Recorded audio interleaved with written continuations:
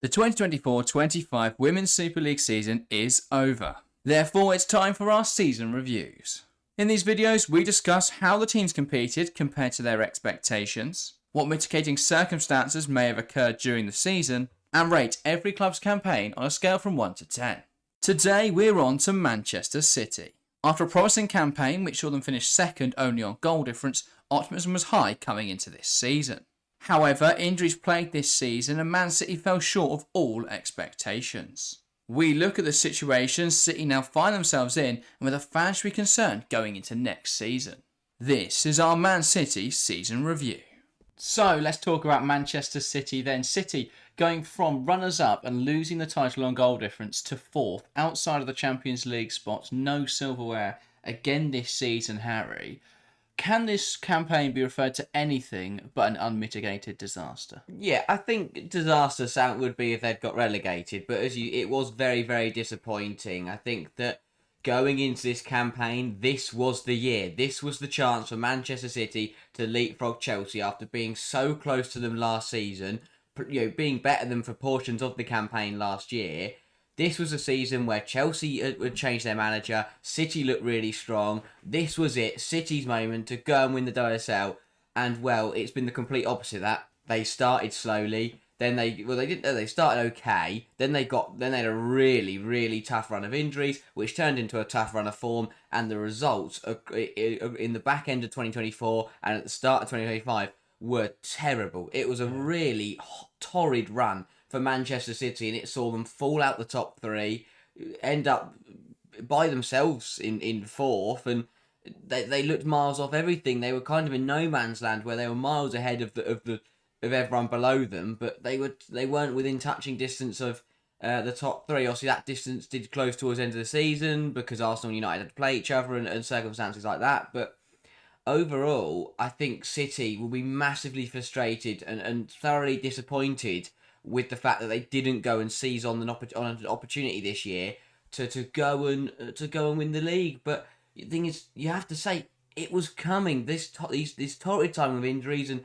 again, we'll get onto it more when we talk about the squad and we talk about next year. But we knew this was going to happen at some point. The consistent use from Gareth Taylor of using the same starting 11, using the same players week in, week out, was always going to catch up with them, and eventually it did. And then that had a massive consequence on their season and on their achievements this campaign, and ultimately Gareth Taylor's job. So yeah, I think that it was a really tough season for Man City. Yeah, well, some stats behind the campaign then. It's their worst points total in a 22-game WSL season. Obviously, you can't really compare beyond that because they've played less games. And it's also the least wins they've got since it went to a 22-game system. So it's definitely their worst WSL campaign since the league expanded, since we've had more teams. But yeah, I think we could have predicted this coming in the summer. And I feel like we did when we spoke about the transfers at the start of the season, where City came into this season off the back of a very good campaign. But it was a campaign where I think what we saw in it was that City had no injury concerns throughout the season. Then at the end, when Khadija Shaw got injured, it all fell apart. And I feel like anyone could have realised in that moment City needed to improve in the market. And Viviana Miedema was a very good signing, but that was about it in terms of players that could come in and immediately compete for starting places. With Sinfagino, obviously, come in and compete for certain places eventually, but she took time to get going, and that led to Chloe Kelly leaving. Was that a net positive? Probably not. No. Considering Kelly went and played for the Champions League winning team.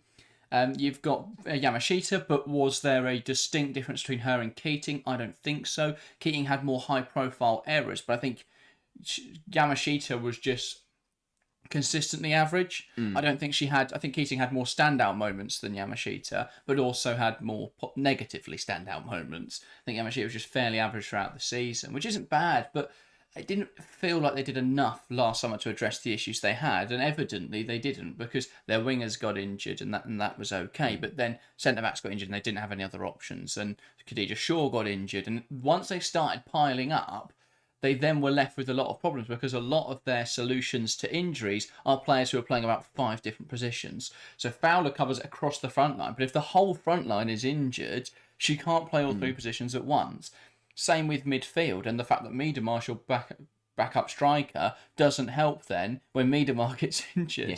So I feel there was a lot of problems like that we saw last summer, and we spoke about. I know they can't help things like Risa Shimizu getting injured, but she only covers fullback and defensive midfield, and those are the only positions that didn't have major injuries this season. So I feel that they've only really got themselves to blame. I know that the injury situation was harsh, but that was self-inflicted because they didn't rotate enough in the first few months of the season. So City just didn't plan ahead for this campaign. That's what led to what was, I can only say, a complete disaster of a season. They fell out of Champions League places. I think it makes it really difficult for them to retain players and to improve in the market. Yeah, I think that, as you say, obviously injuries to a certain point are just you can get a bit unlucky. But with the number of injuries they've had, there needs to be a deeper analysis, because all the injuries they had this season wasn't just luck. That wasn't just City got unlucky. There's clearly something going on within City's off the pitch,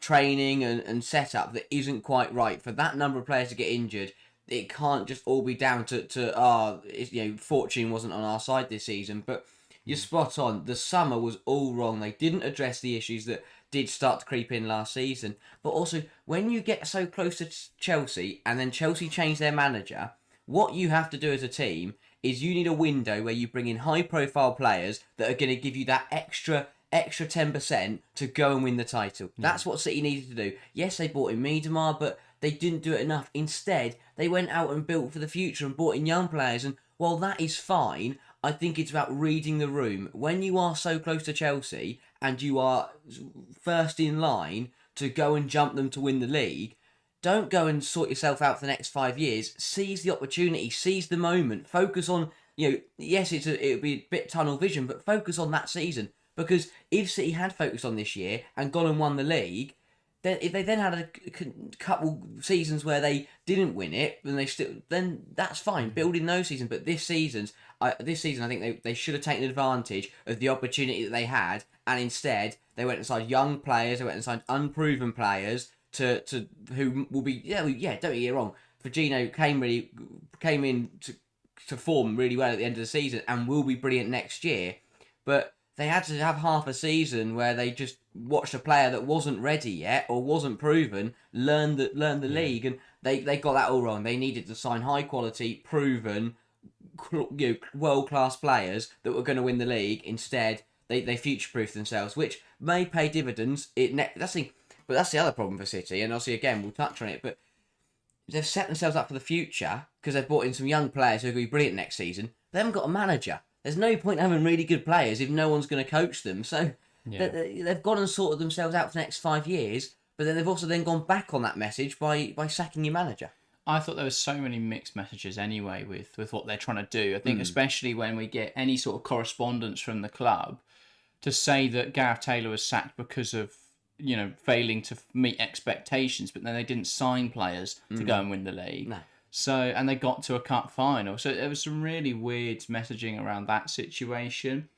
I still don't think Gareth Taylor deserved to be sacked. As much as they maybe they should have done if they still lost all those games to Chelsea and they still finished in fourth. Maybe you'd say this summer they could sack him. I think in that moment it was a really stupid decision, and ultimately Cushing did nothing. No. So with the benefit of hindsight, what was the point in all that? What was the point in ripping everything up in that moment? Taylor, I think, as much as he didn't rotate enough in the first few months of the season, he was harshly impacted by injuries in that regard, because there are other managers in the league who don't rotate at all. I think, Slagers and Mark Skinner, both of them barely rotated their team this season. Most of their players played almost 100% of minutes, especially across like the back line and stuff like that. Letizia played every single minute available, I think, for played every game at least for United this season. So I think you can say he was a little unlucky there, but overall, City just weren't ready to compete. They seemingly didn't want to compete this season, because you look at last summer, as you say, Viviana Miedemar compared to Arsenal's business, which was Cal Dente, as well as signing players like obviously Kafaji for the future. So that's a very similar window, but I think Arsenal had a lot of players coming back from injury as well, which helped them out.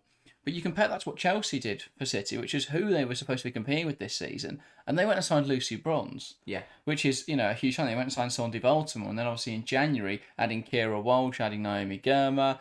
It's just a completely different situation there. That's the other thing, is that it wasn't even the summer window, it was the January window as well, when Chelsea went out and got Germer and Walsh, and Arsenal went and brought in the likes of Kelly. Man City went and got Rebecca Knack, who I understand what they had to go for a centre Injured half. instantly. Yeah, who then got injured. But again, it's not a player where it's not a star signing that you go, wow. I mean, I know it's difficult bringing star players in January, but Chelsea and I Arsenal think did that was it. quite a good signing. I think she'll probably end up scoring about 30 goals next season. Yeah, but again, they went and got a Yama, who again I think is one for the future. But that they didn't. They didn't. The whole point of bringing in a defensive fielder was to rotate with Hasegawa, but they didn't want to put a Yama in there because she wasn't ready. So then it begs the question: why would you go and get an unproven player if you don't want to use them? Go and get someone proven who you can then rotate with Hasegawa, and potentially, if you bring in a defensive midfielder who can also play in that more central midfield role, then suddenly you cover your whole midfield, and you've got another quality player. And I mean, letting proven high quality players go to rivals like they did with Chloe Kelly. But while Arsenal reinforced, and it paid off because they went and pushed and won the Champions League, Chelsea reinforced in January and went and won the treble. City, they reinforced, but again they brought in unproven young players who didn't really benefit their cause right now. They went and got Laura Weinreuther on loan. Again, that's not going to help you climb up the league or do anything.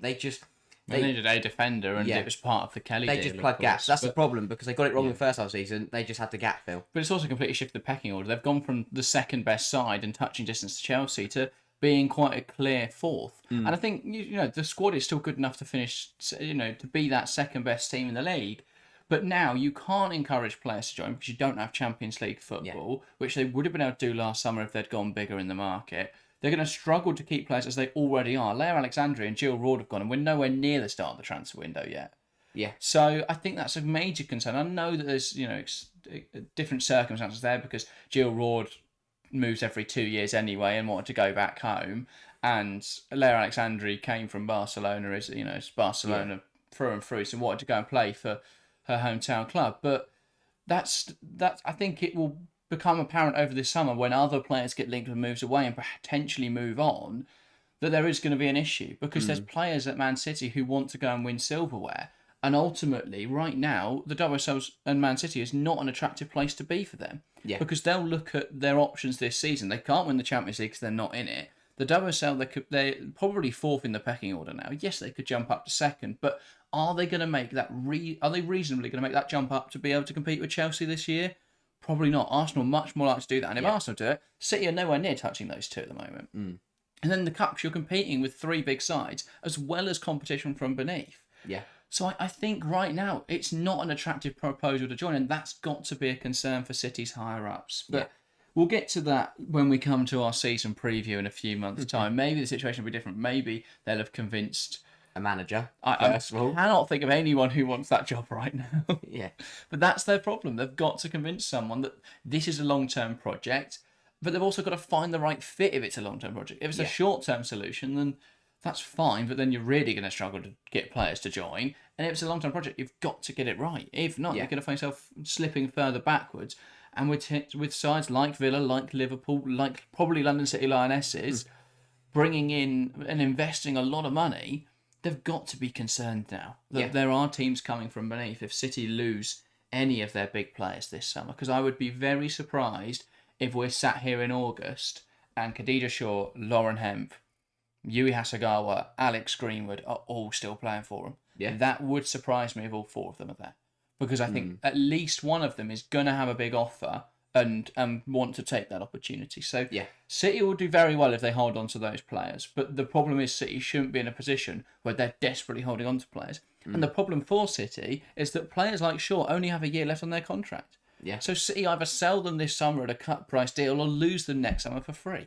It is a lose-lose situation right now. I feel like now they've got to do a huge rebuild. Last summer they could have just pushed on. Now it needs a whole reset. And that is a huge, huge thing to undertake, a huge project they've got to undertake and do it before the start of next season, ready to be able to compete because they need to get back into the Champions League for financial reasons. So much happening. A competition review then from this season. Fourth in the WSL. that fails expectations, really, doesn't it? Yeah, massively behind. They were expected to be challenging for the top, if not winning the league this season, and they're falling out of the top three. Second was reasonable. Third, I think they would have taken. Fourth, I can only see as a failure. They have to be in the Champions League. 100%. And that is a problem at the moment, that there's 4 clubs competing for 3 spots, but that's competition. Exactly. You've got to meet that standard, and they didn't this season. They almost got there in the end. United did everything in their power to hand them an opportunity, and Arsenal, to be fair, with the losses to Brighton and Villa. But yeah, just didn't meet the standard this season. FA Cup semi-final stage, I think that's fine, but again, City would have wanted some silverware. They didn't get anything last season, and they came close this year. Semi-finals, and then obviously the League Cup final.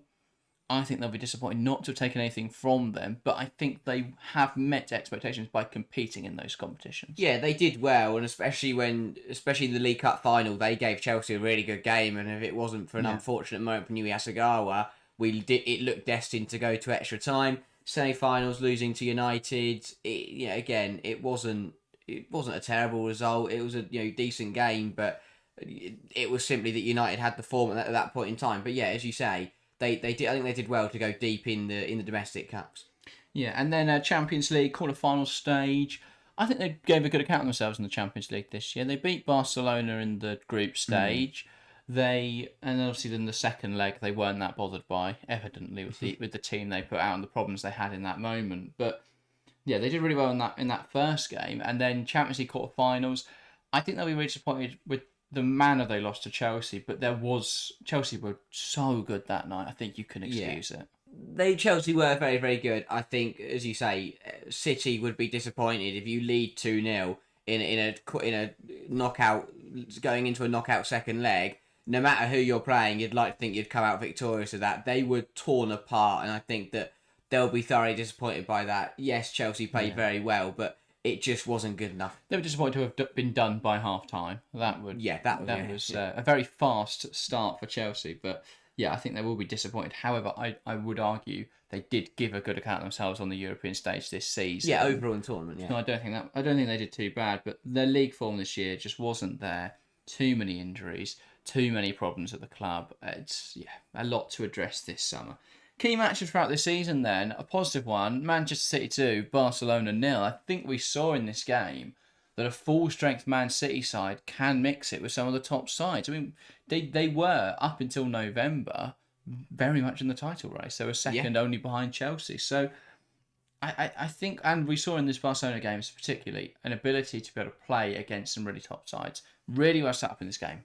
Yeah. And they deserve to win 2-0. Exactly. I think this was a great example of City on their day with Gareth Taylor, who again he got it spot on in this game, and that's why I feel for him, because he did show across this season at times that tactically he gets it spot on. And that's exactly what he did in this game.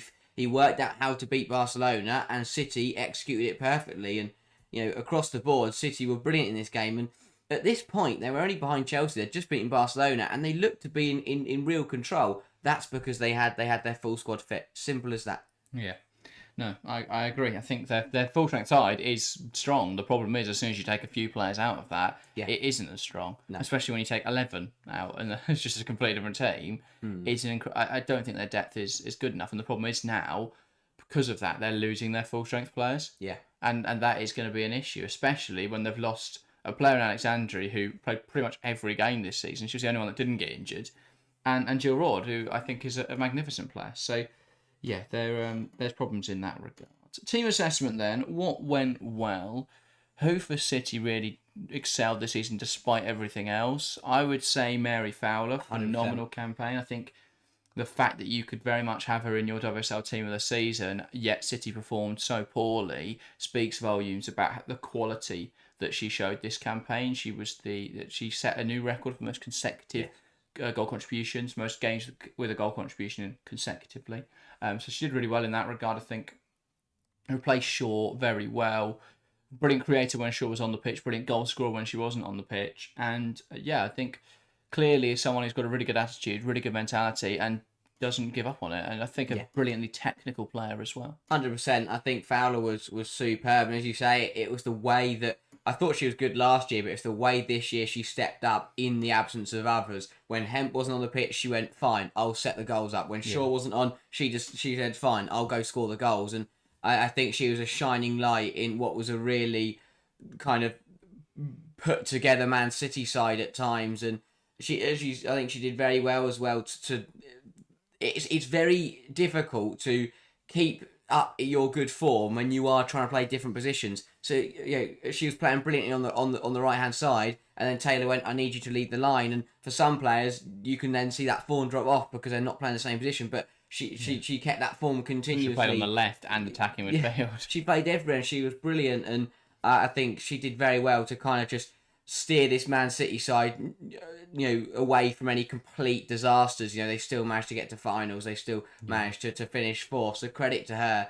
I think the other two players I want to give credit to, across the board, all the youngsters that stepped up for Man City this season, credit to them, because even if they didn't play much or they didn't play particularly well, that's a very difficult thing to do, to be an academy prospect at 17, 18, 19, and to come in and be playing 90 minutes after 90 minutes is a very difficult thing to do, especially Pryor and Murphy. I thought that they did very well to come in such a young age, be relied upon to come in and deliver performances, and I think they both contributed pretty decently. Murphy had a couple of decent games, and I thought Pryor did. I think the maturity really stood out to me, because she had to start all four of those games in that run against Chelsea as a back two, especially when she was playing with a back two. Her centre half partner in Alexandria isn't naturally a centre half, so I thought Pryor did well. She did have some poor moments, but that's expected because she's still a very young talent. But I think credit to everyone in that City academy who had to step up into the first team this season and had to contribute.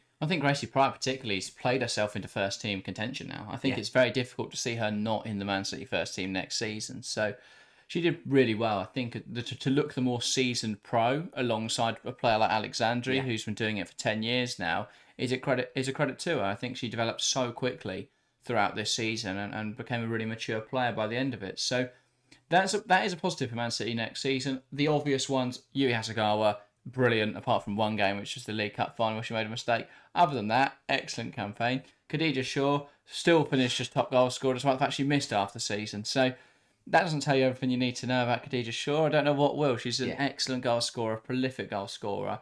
And City have to have another option to her, because she can't play 90 minutes every week or she's going to get injured. And then you've lost your goal scorer. So that was a huge problem for City this season. They lost half their goals when Khadija Shaw went off injured. So that was a huge problem for them. But obviously she still did really well. In terms of where to improve, depth, definitely a big one. Yeah. I think midfield, they're gonna have to replace Jill Roord. I don't think Viviana Miedema's a starting midfielder anymore. No. I think you need someone in there who is a bit more of a water carrier. You've got Hasegawa, who's a brilliant disruptor and really good at picking off passes, really good at making tackles, really good at marking players out the game. Brilliant defensive midfielder.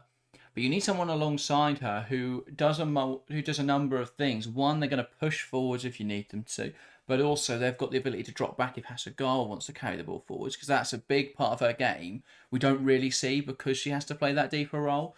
So giving her a bit more license, because you've got someone who's a bit more flexible in there, would be helpful.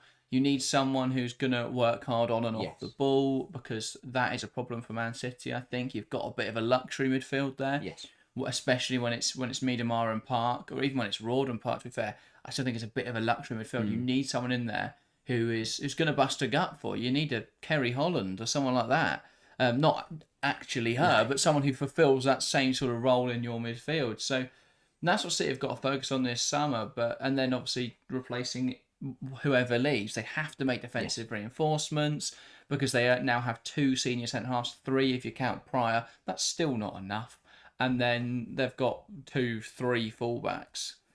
4, I guess, because Shimizu should be back. Yeah, I think that for City, as you say, they need across the board. They need to manage it. But again, you mentioned it there with that luxury midfield, and I think it's across the board. Is that City's mentality problem is a big one, and it does leak. It does contribute in this conversation about how they improve, because when things do get difficult for oppositions, and when the likes of Chelsea and Arsenal and United have to dig in and just hold out and do a bit of the dirty work, Chelsea, I think you look at the likes of Cuthbert and Bright, who get stuck in and will cover the hard yards and will contribute. Arsenal got the same on it. I think Kim Little in that midfield is an absolute warrior. I think City just lack players that will dig in when the going gets tough. They lack grit. Yeah, it's exactly. Because they play possession-based football. It's a bit Barcelona. Yeah. And Barca get away with it because they win every game. So they don't need players that dig in when they're losing because they're never losing.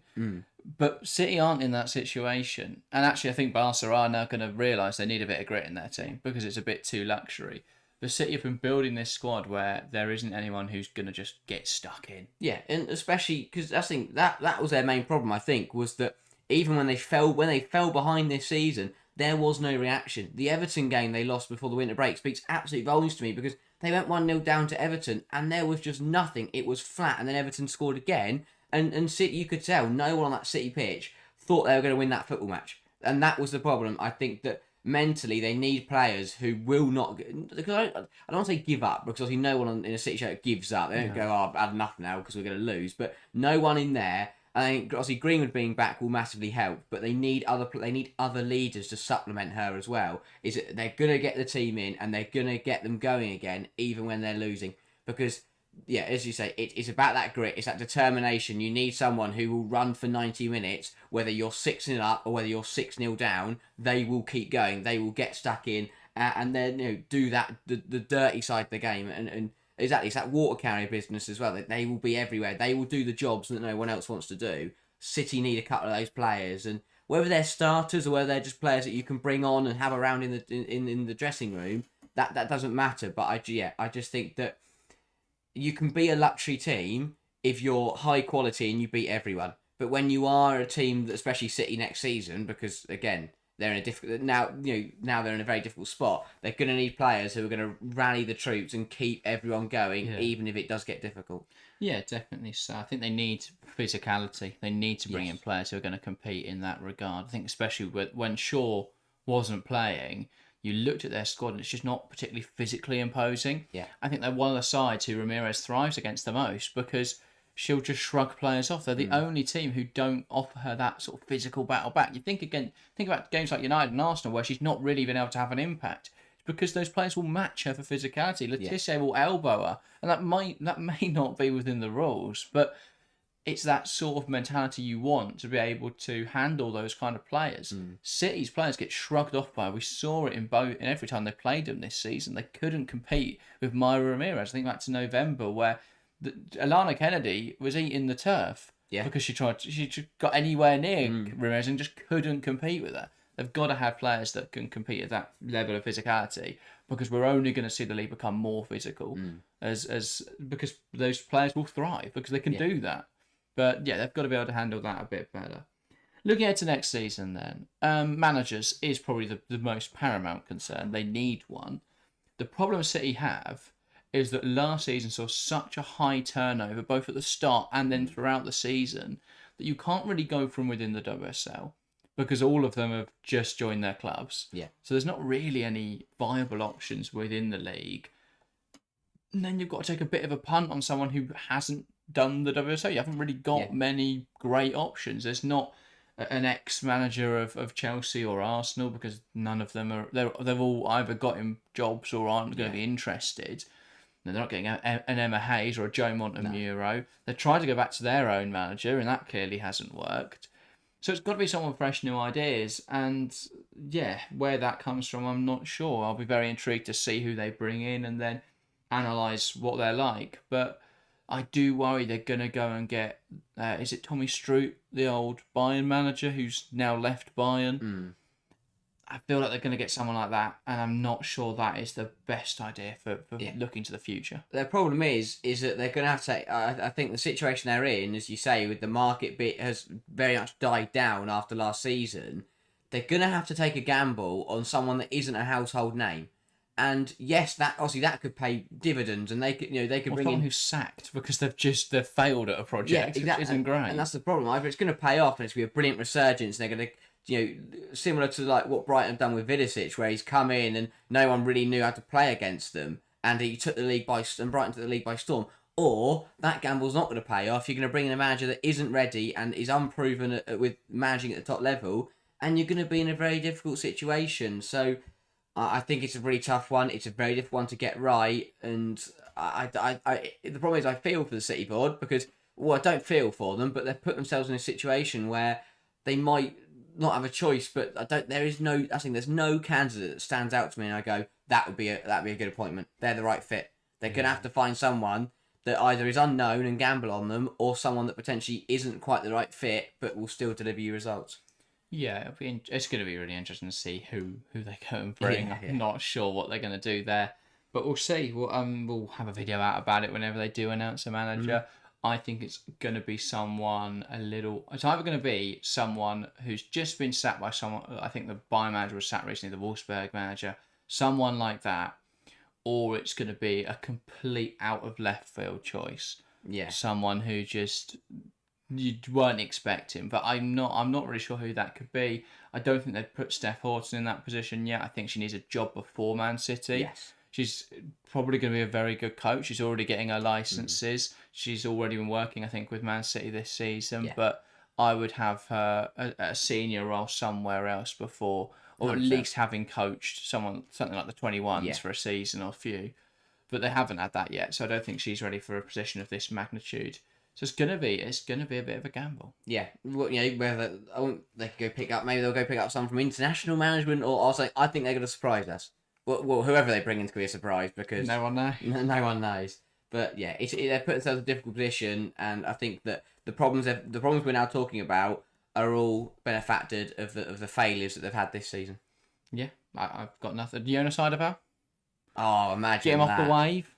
That'd be incredible. But again, he's only just gone. That's the problem. Everyone has got a job now. Everyone's kind of just only been at their clubs for less than a season or a season. It's very difficult. Yeah, because last summer there was so much change, especially if you take a Eurocentric view of women's football. So many clubs across Europe changed their manager, including the big three. Yeah. Now everyone's settled.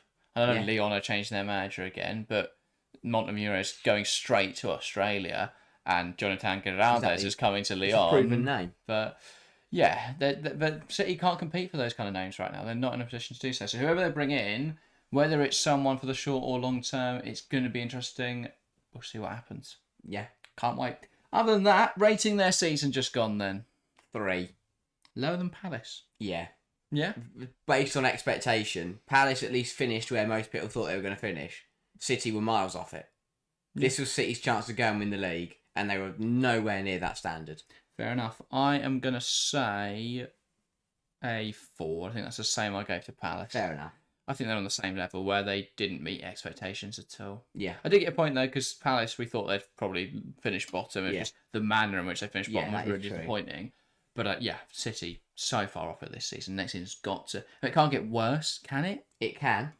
Mick McCarthy. But that's the problem. That's the other thing. And again, we'll talk about it closer to the season, but there are sides climbing the league. City have got to be careful. Yeah, definitely. So there's a lot of money coming in through Michelle Kang and Michelle Kang only.